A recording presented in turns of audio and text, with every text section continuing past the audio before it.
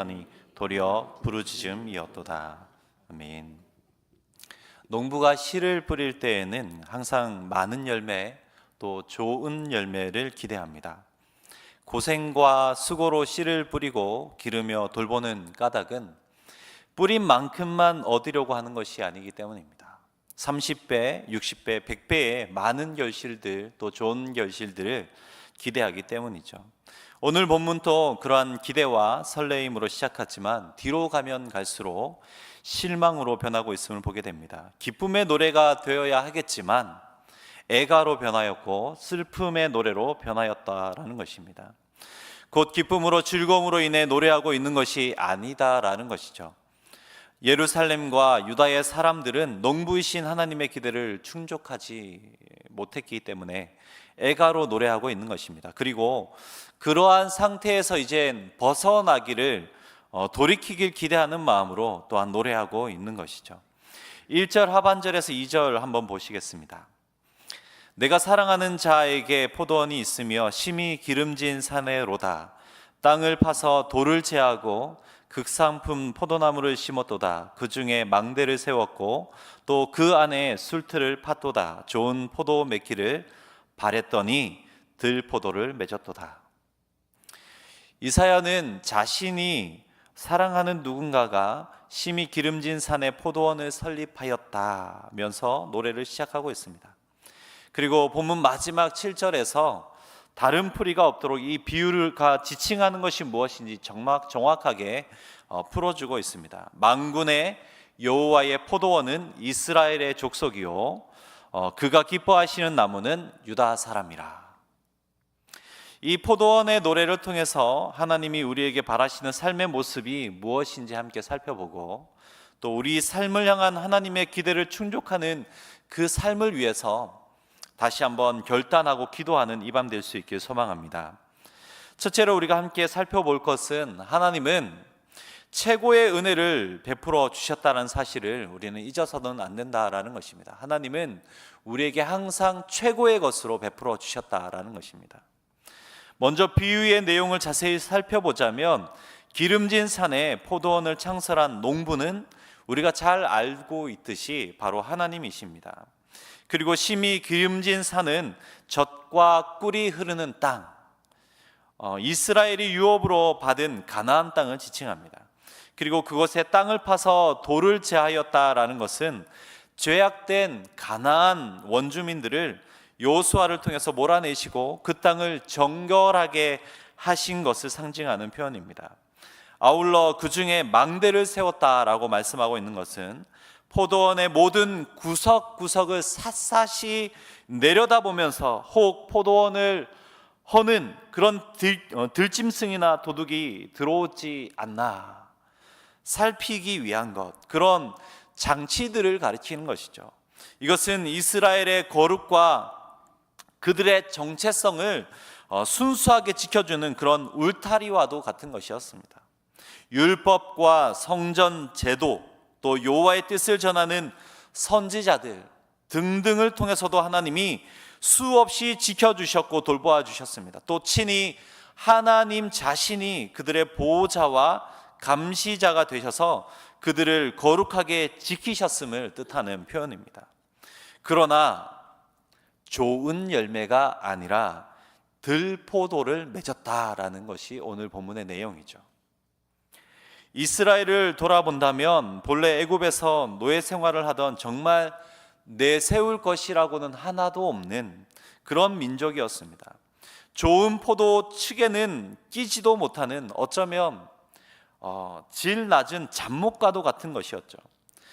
그러한 그들을 하나님께서 일방적인 은혜로 구원해 주셨습니다. 제사장 나라 삼아 주셨고 거룩한 백성 삼아 주신 것이죠.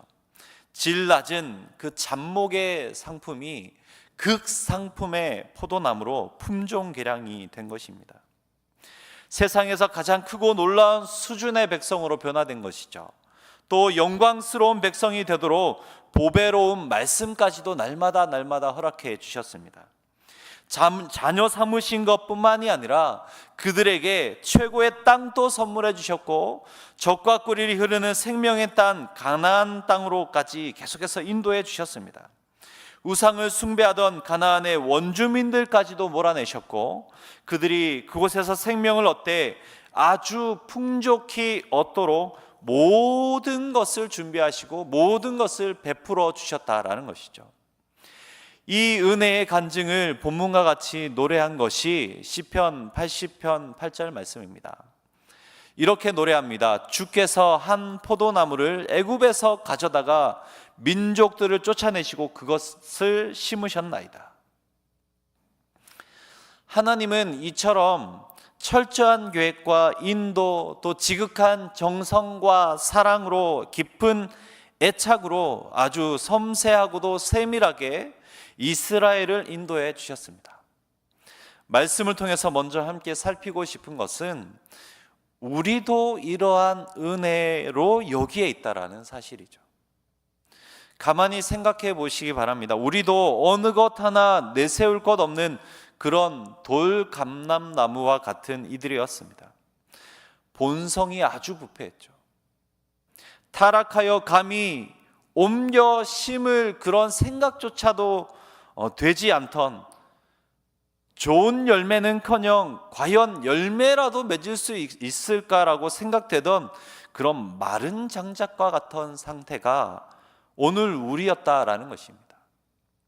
그런 우리를 하나님은 어떻게 여겨주셨습니까? 가장 존귀하다 여겨주셨던 것이죠. 가장 가치 있다 여기시고, 주께서 일방적인 은혜로 우리를 구원하여 주시고 여기까지 인도해 주셨다라는 것입니다.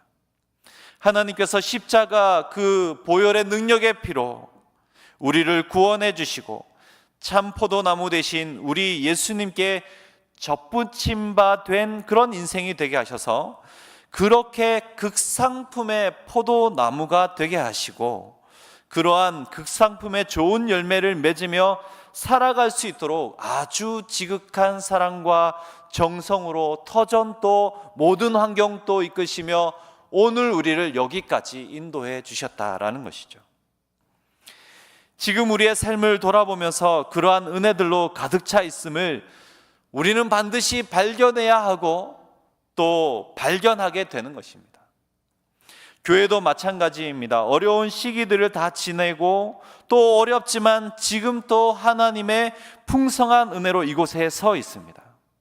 성도님들마다 쉽지 않고 어려운 신앙의 요소들이 여전히 내재하지만 하나님은 여전히 극진한 사랑과 섬세한 보호로 극상품의 포도나무의 가치가 손상되지 않도록 우리와 지금 또 함께하고 계신 것이죠.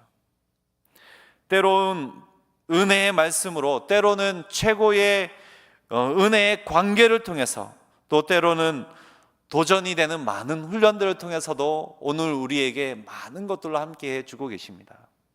그리고 최고의 기도의 동력자들을 나에게, 우리에게 붙여주시면서 최고로 아름다운 포도원의 이 모습을 일구어 가고 계신 그런 하나님의 마음이 오늘 이 시간 우리가 느껴져야 된다라는 것이죠. 이 모든 것에 감사할 수 있는 이 밤이 되길 소망합니다. 먼저 우리는 이러한 하나님의 은혜를 잊어서는 안 되는 것이죠. 본래 아무 쓸모없던 나를, 우리를 이렇게 일방적으로 구원하셔서 자녀 삼으신 그 은혜, 이렇게 좋은 포도원, 좋은 교회에 심겨지고 자라도록 그렇게 축복해 주신 이 은혜를 결코 잊어서는 안 되는 것입니다. 우리가 이 은혜를 먼저 기억할 때, 또 함께 기도하며 감사할 때 좋은 열매를 맺을 수 있는 것입니다. 오늘도 주님께서 최고의 포도원 되길 기대하시면서 우리를 최고의 좋은 것으로 채우셨고 또 채워주실 것을 믿고 더욱더 감사로 기도하며 주님이 바라시는 그런 열매 맺길 위해 힘쓰는 우리들 되길 소망합니다. 그렇다면 우리를 극상품의 포도나무 되게 하신 그 하나님은 어떤 기대를 우리에게 가지고 계실까요? 하나님께서 우리를 오늘 이러한 삶으로 인도하신 데는 어떠한 기대가 우리에게 있기 때문일까요?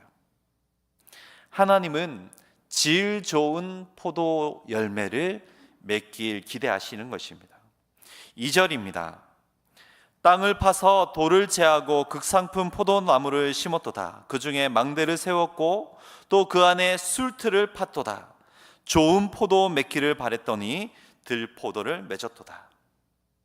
하나님이 가장 좋은 것으로 이스라엘에게 채우시고 가장 완벽한 것으로 인도하신 후에 거기에 그치지 아니하시고 오늘 우리의 모든 환경과 상황을 여기까지 그냥 두시는 것에, 그렇게 안전한 곳에 인도하시는 것에 그치지 아니하시고 술틀까지 팠다라고 노래합니다. 술틀까지 팠다. 안전과 보호, 지키심 뿐만 아니라 그 이상의 기대가 여기 이 포도원에 있음을 표현하고 있는 것이죠. 술틀은 정확한 목적이 있기 때문에 그렇습니다. 술틀은 포도가 잘 맺힐 것이다 라는 기대를 전제로 하는 것이죠. 그러한 기대가 현실화되었을 때에 사용할 수 있는 것입니다. 포도원에 주렁주렁 맛깔나게 매달린 그 포도를 따서 그것을 술틀에 넣어 즙을 짜내는 아주 풍성하고도 또 지난날의 수고까지도 다 잊게 하는 그런 감격의 시간을 기대하며 준비하는 것이죠. 하나님은 바로 이러한 마음으로 이스라엘을, 유다를 기대하시며 기름진 곳에 가나안 땅에 은혜로 가득 채워주시면서 세워주셨다라는 것입니다. 그들을 지키시고 보호하시며 지극한 정성으로 돌보심은 그들에게서 좋은 열매들이 가득 맺혀지길 기대하며 가득 기뻐할 시간을 기대하고 계셨음을 오늘 대변하면서 노래하고 있는 것이죠. 4절을 보면 내가 내 포도원을 위하여 행한 것 외에 무엇을 더 할 것이 있으랴, 그렇게 말합니다.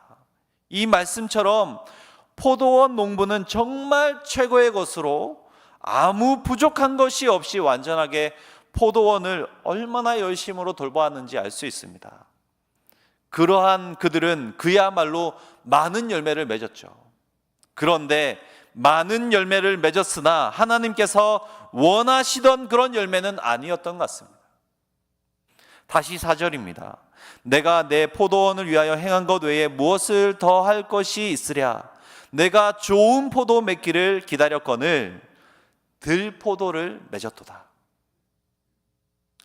좋은 포도 맺기를 목이 빠져라 기다렸고 수많은 수고 끝에 그렇게 기다렸고 모든 것을 다해서 최고의 것으로 항상 채우며 가장 좋은 환경으로 기르며 기다리며 당연히 좋은 포도가 맺기를, 또 그것도 아주 많이 맺혀지기를 기다렸는데 들포도만 무성하게 맺혔다라고 이야기하고 있는 것입니다. 들포도는 시고 떫은 포도, 맛이 없어서 도저히 먹을 수 없는 그런 포도를 가리키죠. 원어적으로 보면은 썩은 포도입니다. 악취가 나는 그런 포도입니다. 가치도 없고 먹지도 못하는 그런 것을 의미하는 것이죠. 그러한 결과에 대해서 하나님은 실망을 금치 못하고 계신 것이죠. 분노까지 하시면서 화를 선포하시기까지 하셨습니다. 그들이 맺은 열매의 모습이 어떠하였기에 하나님은 그분이 원하시는 열매의 모습이 아니다, 이 모습은 들포도의 모습과 같다라고 이야기하셨던 것일까요? 8절 이후로 살펴보면 몇 가지 알 수 있습니다. 첫째로 탐심의 열매였습니다. 탐심의 열매. 8절의 말씀과 같이 할 수 있는 대로 많은 집을 짓고자, 그들에게 주어진 모든 환경들을 가지고 하나님께 영광을 올려드리기는커녕 많은 집을 짓고자 많은 토지를 갖기 위해서 힘썼다 이야기하고 있습니다. 빈틈이 없도록 더하고 더 세워서 거기에 혼자서만 잘 살아야지 라고 탐심으로 가득 채웠다라는 것입니다. 두 번째는 쾌락입니다. 11절과 같이 이들은 아침부터 저녁까지 독주와 포도주를 마시면서 쾌락을 즐겼습니다. 방탕한 생활을 하였던 것이죠. 12절 말씀처럼 하나님이 기대하시는 일에는 조금도 관심이 없었습니다. 심지어 이들을 지옥의 입을 열어서 다 삼켜버리겠다라고 화를 선포하실 정도로 하나님의 노는 아주 심하셨습니다. 셋째로 18절에 나타나는 거짓입니다. 시대의 주류와 같이 형성된 거짓을 쫓기를 즐겨하였던 것이죠. 거짓을 행하며 교만으로 날마다 채워갔습니다. 하나님이 보시기에 얼마나 마음이 가슴이 아팠을까요? 그들에게 바랬던, 그렇게 원했던 열매는 이것이 아니었는데 그들에게 가득했던 것이 이런 열매였습니다. 탐심과 쾌락과 거짓이었습니다. 하나님은 이러한 들포도 맺음에 대해 평가하시기를 24절과 같이 말씀하셨습니다. 이로 말미암아 불꽃이 그루터기를 삼킴같이 마른 풀이 불 속에 떨어짐같이 그들의 뿌리가 썩겠고 꽃이 티끌처럼 날리리니 그들이 만군의 여호와의 율법을 버리며 이스라엘의 거룩하신 이의 말씀을 멸시하였습니다. 들포도를 맺었다라는 것은 여호와의 말씀을 버리는 것과 같다. 이스라엘의 거룩하신 이의 말씀을 멸시한 행동이다 라고 평가하고 계신 것이죠. 말씀을 멸시하는 것은 곧 하나님 그분 자체를 멸시하고 버렸다라는 것을 의미하는 것입니다. 극상품의 포도나무로 세우시고 좋은 포도를 맺도록 모든 조건을 다 배려해 주셨던 그 하나님이, 그 하나님의 마음이 찢어지지 않을 수 없지 않겠습니까? 하나님이 원하시던 그런 기대와 너무 다른 열매를 맺었을 뿐만 아니라 그러한 열매를 아주 많이 내었으니 그러한 농부의 속상함과 주저앉음과 탄식은 이루 말할 수 없는 것이죠. 우리가 여기서 주목해야 할 사실은 하나님께서 당신의 그 포도원에 술틀을 파면서까지 기대하신 것이 많은 포도에 있지 않다라는 것입니다. 잎만 무성한 포도에 있지 않다라는 것입니다. 들포도에 있지 않다라는 것이죠. 좋은 포도였대요. 좋은 포도. 물론 하나님은 가능한 한 많은 포도 맺기를 원하셨을 것입니다. 하지만 포도가 아무리 많이 열린다 해도 그것이 먹을 수 없는 탐심과 쾌락과 거짓 등과 같은 들포도라면 그것이 도무지 무슨 소용이 있느냐라는 것이죠. 포도가 얼마나 많이 열렸는가가 아니라 질 좋은 열매가 맺혔는가가 보다 더 중요한 것이기 때문에 그렇습니다. 우리의 자녀들만 보아도 알 수 있습니다. 여기 우리 자녀들이 와 있는데 또 밑에서 또 우리 어금찬으로 함께하고 있는데요. 최고의 것으로 키우고 키웠는데 탐심과 쾌락과 거짓만 저들에게 가득하다면 우리는 매일매일 울부짖을 수밖에 없는 이루 말할 수 없는 절망 가운데 거할 것입니다. 추수 때가 가까워온 우리 농부들도 많은 열매를 기대하지만 무조건 많은 열매가 맺혀지기를 기뻐하지는 않습니다. 많은 열매를 맺는다면 상대적으로 좋은 품질의 과일을 얻기 어렵기 때문에 그렇습니다. 그래서 특별히 포도나무의 경우 열매를 많이 맺을 때가 되면 열매를 맺는 그 순 가운데 일정한 양만 남겨두고 나머지는 제거하여 준다고 합니다. 또 다른 과일들의 경우도 마찬가지죠. 일정한 양의 열매만 남겨두고 나머지는 솎아내어 줍니다.